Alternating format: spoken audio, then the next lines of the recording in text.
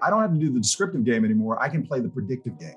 That's what's scary. When they can make predictions, know what we're going to buy, what we're going to consume, when we're going to consume it, and what amounts, then you start to worry that Big Brother has too much power.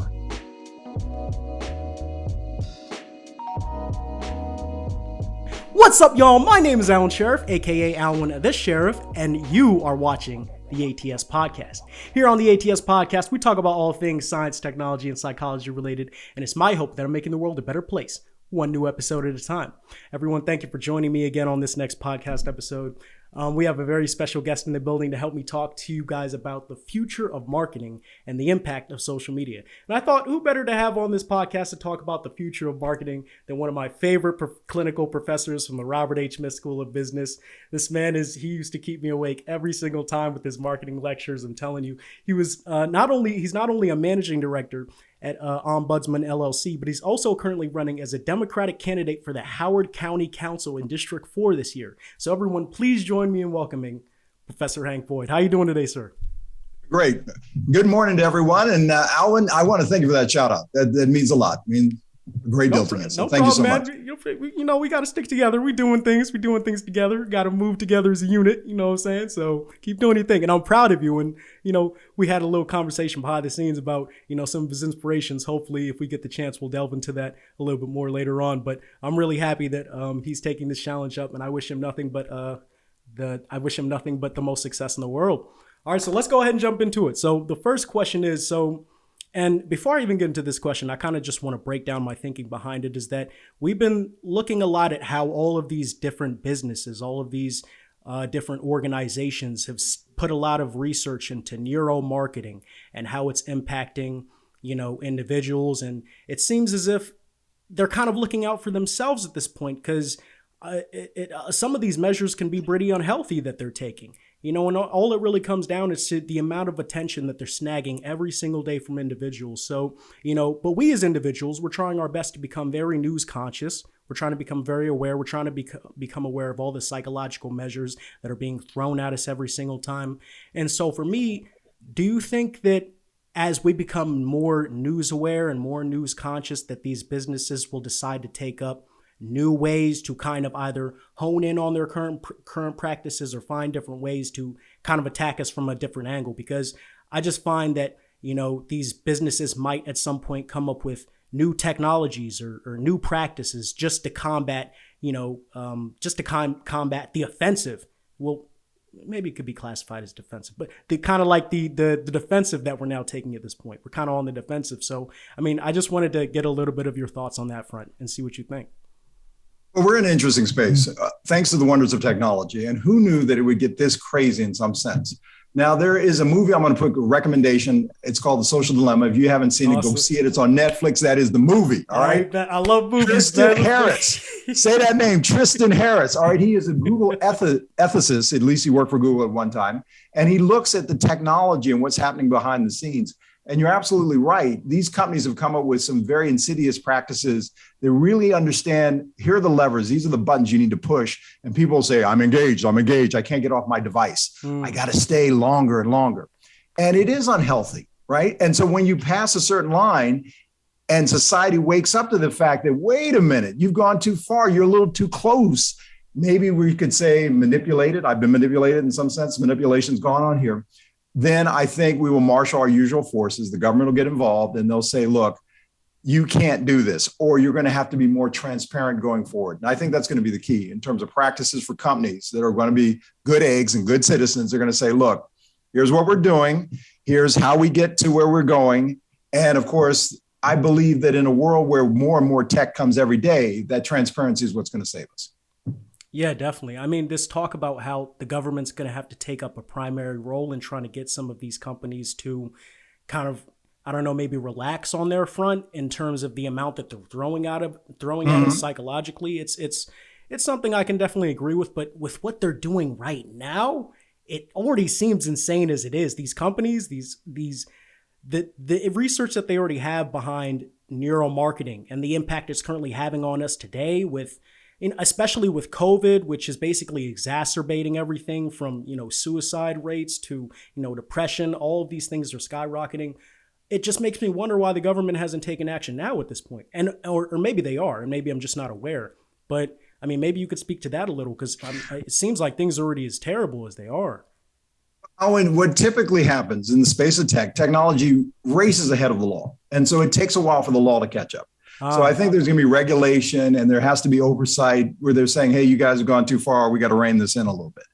And when you look at it, you start to realize to say that it would be smart. It would behoove companies out there to say, before the government gets involved with heavy regulations, let's regulate ourselves. Let's come to the table and say, what practices are we engaging in?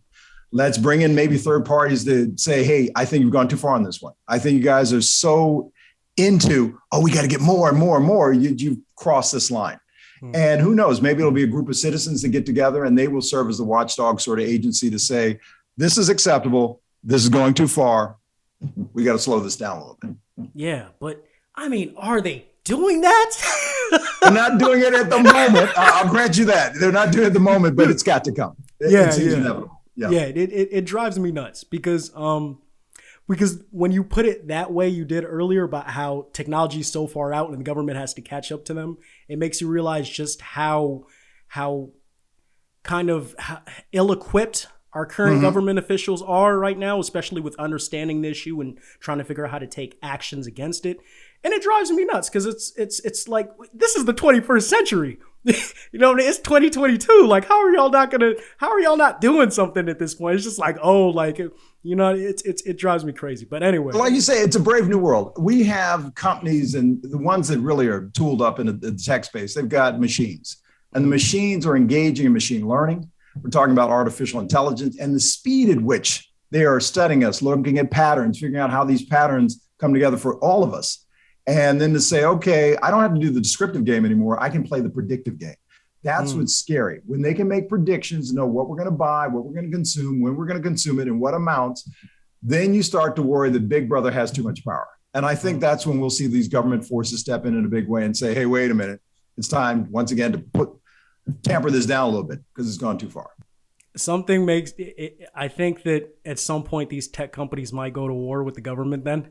It's just they got these predictive technologies. So it's like, we're going to predict what you're even going to say to us at some point. We're going to predict what you even have to try to combat us against. Like, that's kind of scary. And I feel like watching that movie, I think it was, I watched it not too long ago. It was about the meteor that was going to, or I think it was a asteroid that was going to crash into the planet. It starred Leonardo DiCaprio, but I think there was this one scene where this big tech dude was talking to some other guy. I don't know if it was Leo, but he must have been talking to somebody from the government. And he was like, I know everything about you. I know your past. I know everything you're going to say to me. I know your wants and needs and desires. And so I don't know if like behind the scenes, those conversations are going to be taking place, but that's a conversation for another day. Just moving on a little bit. So let's talk a little bit about, deep fakes, and false information and stuff, right? Like, this stuff is so pervasive. We see it every single day, and it scares the heck out of me because I'm thinking to myself, what exactly are we going to do about it? I mean, how am I supposed to tell the difference between a video that someone makes, obviously a deep fake video with Joe Biden announcing that, he's going to, I don't know, give people free drugs or something like that. And obviously it's like a deep fake video, but someone who put it together, they had that technology and it's accessible to the public.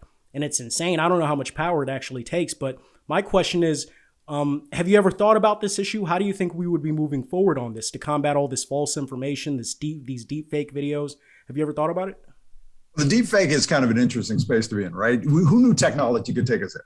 So you have your likeness or your image and you're thinking, hey, this is great. That's me. And of course, the computers, the machines are looking at it saying, okay, if I take this image and this image and this image, and I have this repository of images.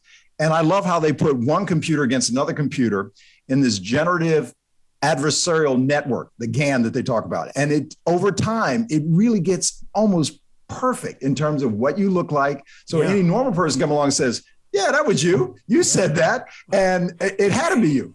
And once it's released, and this is scary, Alwyn, it is hard to then say, well, let's take on a corrective stance. That was wrong. That's an error. And it's too far away. It's in some sense gone.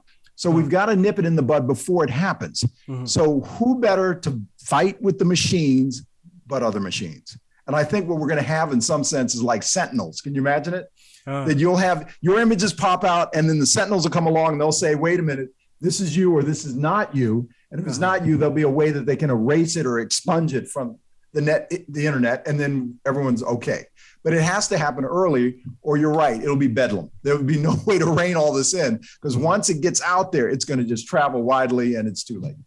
Yeah. So you think we should purely be acting from kind of like right from the get-go? It's like before the videos even reach us, before the fake images even reach us, they need to have something in the software that keeps all that fake stuff from even getting to us in the first place. Have you? Because it will take a machine to figure out, to your point, a human being can't do it, but a machine would know right away, wait a minute, even though it looks like this person, there are these irregularities, and I know that that's a fake, and I can take it out of the system. Exactly. Yeah. Okay. Because just a little bit in my mind, I was thinking, okay, so I don't know if there's a way in which we can teach humans to kind of be able to discern the differences. I know I've read in a few articles where sometimes you're able to discern the facial patterns, when it comes to these deep fake videos, whether or not, someone's mouth is moving correctly or in sync with the words. I don't know if there's something on that front that we could be doing to help human beings as well, just in case some of the deep fake videos make it through. Because I know that these companies can't handle everything on their own. You know what I mean? You can't handle everything on their own. And to your point, if you took 100 folks, out of that group of 100 people, maybe you've got 5 or 4 that really are so well trained that they can pick up those little nuances and say, that's not you. But the rest of the crowd is going to be like, yeah, it was you. I saw you. You can't fool me. Try to come out with an apology video, and it's just like, oh, it's too late. Like, you already came out with the first video. It's too late, because we now believe what we believe. We've anchored on the first thing we've seen, and that's just part of human nature. Exactly. Yeah. So I think a lot about, the dangers of social media, but I also look at, some of the positives of social media. And pivoting a little bit, I want to talk about the impact that, it's actually having on the Black community currently. With the way we, share resourceful information online, from the way we connect to one another and call people out to participate in protests, activists asking people to come together and fight for a cause that's worthwhile. And so kind of my question to you is, how have you looked at the relationship between social media and the Black community right now? And how can we use it as individuals to help propel us forward in a sense? Or do you even think that it's useful, I guess, is another question to kind of add in there? Because I think it could absolutely be useful. I think you're right that there are some good that can come out of social media. And especially if we start thinking about our group as an enclave, we get all the Black folks together and we're saying, okay, can this be a tool for an empowerment? Mm-hmm. Yes. In the sense that when you think of our businesses, and if we're saying we've got dollars and we can keep them in our community a little longer, it'll have huge benefits, right? Yeah. So you take that $1 on his journey, and what used to happen in the Black community, you'd spend your money, it'd make one Black person, another Black person, then boom, it's jettisoned out of the community. Exactly. Imagine if that dollar could ricochet around 5 or 6 times before it goes out, then it would help uplift a lot of folks saying, hey, well, my business got a piece of the action, your business, through this sort of multiplier effect. That can be a wonderful thing.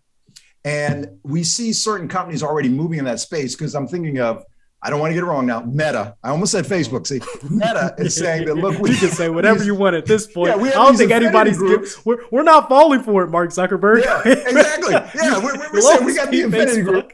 And if you want to support a Black business, this is a Black business. If you want to say that I want to be with other African Americans to talk about the issues, whether it's politics, whether it's grassroots, things happening in the community, we can do that, because they have, of course, the strong network effects that they've earned over time.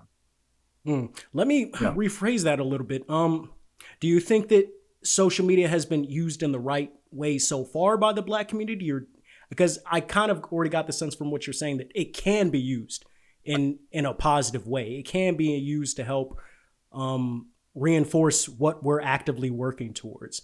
But I guess my question is, how do you feel about how it's been used so far, maybe? How much of an impact do you think it's had, more of a positive or a negative impact on us so far? I'd say probably more of a positive. I don't quite see the negative impact. Case in point, I'm thinking of churches. The churches have now started to realize that, through COVID, we had to have services on Zoom. And then you can reach out and suddenly discover there's this thing called Facebook. And there are a lot of congregants that say, I'm on Facebook, and it's a good way to stay connected with the church. Mm-hmm. You think about the pastor saying, I can send out something through a tweet, and Twitter is pretty awesome. That's another sort of tool in the arsenal. And you look at that and say, it's uplifting for the community. So for social causes, for social groups, getting people together, yeah, thumbs up on that. But like you say, going forward, what else can we do to make it even more powerful as an economic engine for the community? That's what we need to explore. Awesome, awesome. Let's talk a little bit more about marketing technology, because I know we haven't had the chance to really touch on that as much yet. Is there any marketing technology that you're looking at right now that you think is going to be at the pinnacle?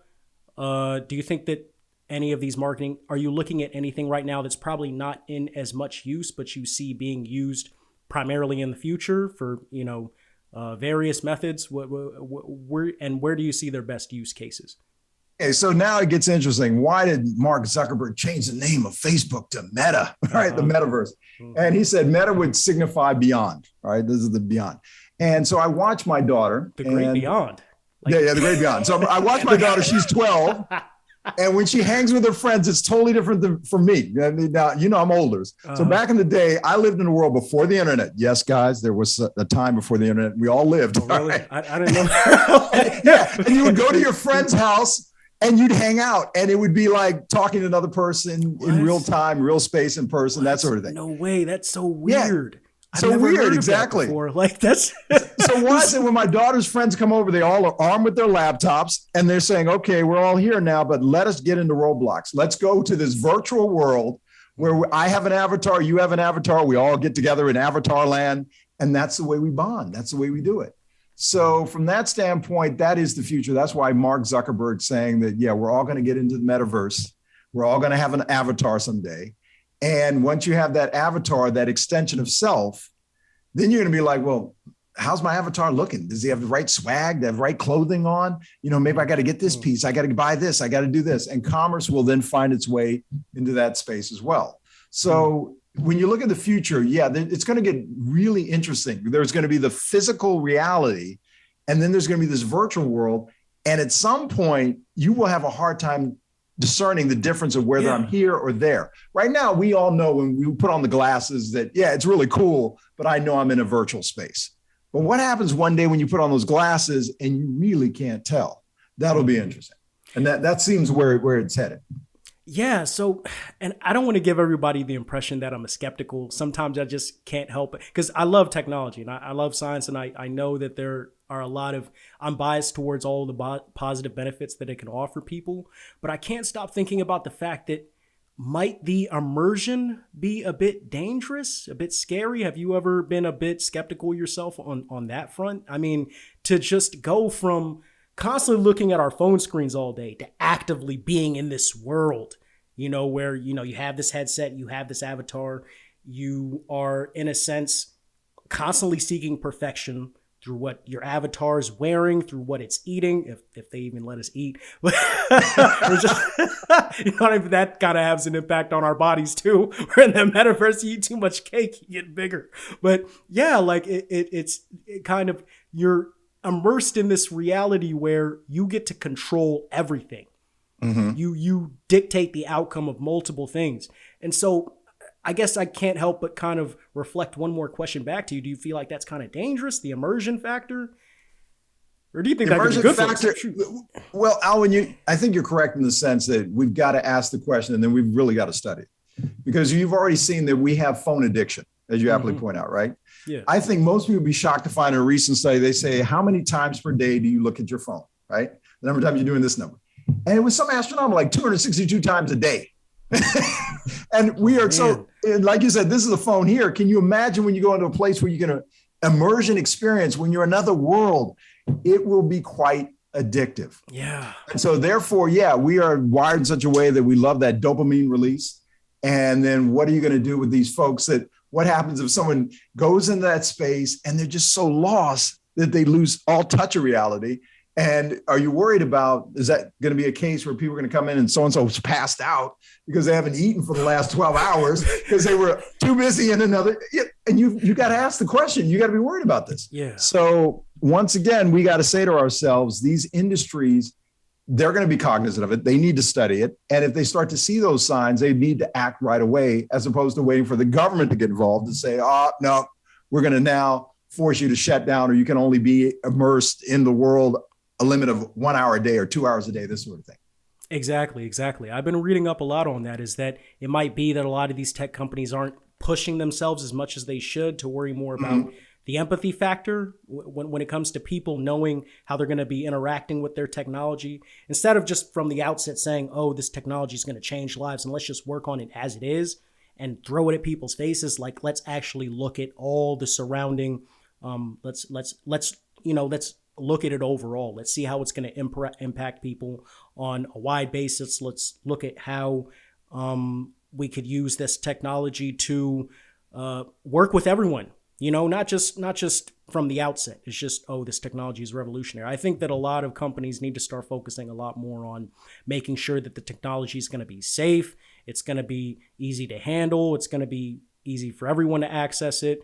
And that all in all, it just works well with everyone. So I definitely think a lot more research needs to be done on that front, 100%, especially with the conversation around headsets. Because I hear when people put those things on, they get so woozy, like not right off the bat, but probably like an hour or so later. I was watching this video of this woman who decided to wear a headset for 24 hours. As soon as she took it off, she was out of it. Like she just collapsed on the couch. She didn't even eat. I don't even think she ate anything. Like she was just like, I'm never doing that again. So the headsets, there definitely needs to be something done on that front too, because those look kind of, you got to be careful with those too. But yeah, so before we even close here, I just want to quickly ask another question right off the bat. We constantly look at areas like science and technology, and there's a lack of Black representation. What do you think we should be doing in order to help, increase representation in those areas and get more people interested? Because, with the Black community, we typically tend to focus on, sports, actors, rapping, stuff like, not that there's anything bad with it. I love that stuff. But I mean, it's like, how do we get our community more interested in focusing on, scientific and technological measures that could potentially, change our communities forever and allow us to create our own,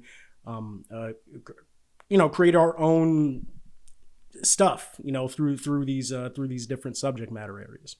Okay, so you raise a great point, science and tech, and especially for the African-American community. There's a mindset out there, and it's unfortunate where folks, if you're a teacher or if you're a professor, you might have to say, well, I'm so used to seeing certain people of this race or this color come into this discipline, but not necessarily African-Americans. So we've got to reach those gatekeepers, and we've got to say, look, you've got to find there's talent out there. And if you find an African-American female, you got to say, hey, you could have a future. You could be the next Shuri, and you can do this computer science and tech. There's nothing to stop you, and we're going to keep promoting you along.